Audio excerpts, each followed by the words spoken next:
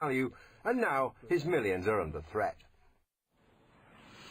Well, we can speak now to lawyer Liz Dux, whose legal firm has been contacted for advice by the 12 new alleged victims.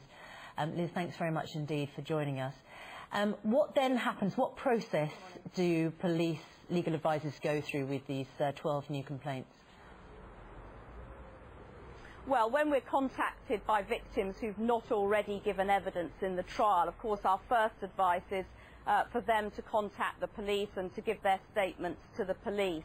And after that we will have to assess the evidence and decide whether or not to bring a civil claim on their behalf against Mr. Harris.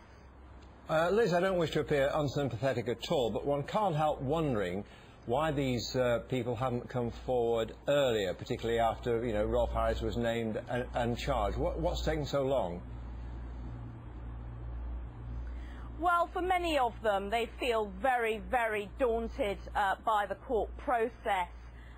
They feel that they won't be believed, that their lives will be cross-examined in minute detail and written all over the press, and many of them don't feel strong enough to do so.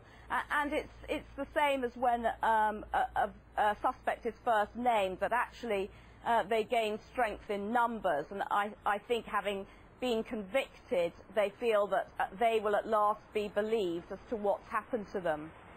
Would they be entitled to compensation, Liz, even if police decide not to go ahead with further prosecutions? Not automatically.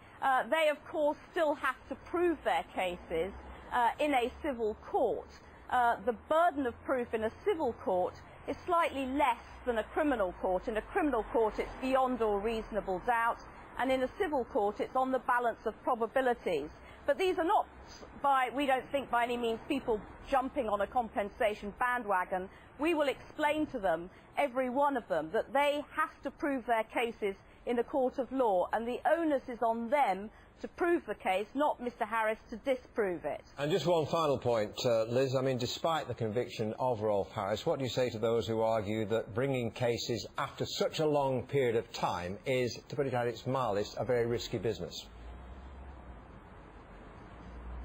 Well, what Harris and Clifford and Hall and other cases has shown us is that victims who are brave enough to come forward decades after abuse has occurred, their evidence is still perfectly cogent in a court, that it will be believed, and that they can secure a conviction. And that's what's so important for victims to understand, that they should come forward where these events have occurred, and that they will get a fair trial.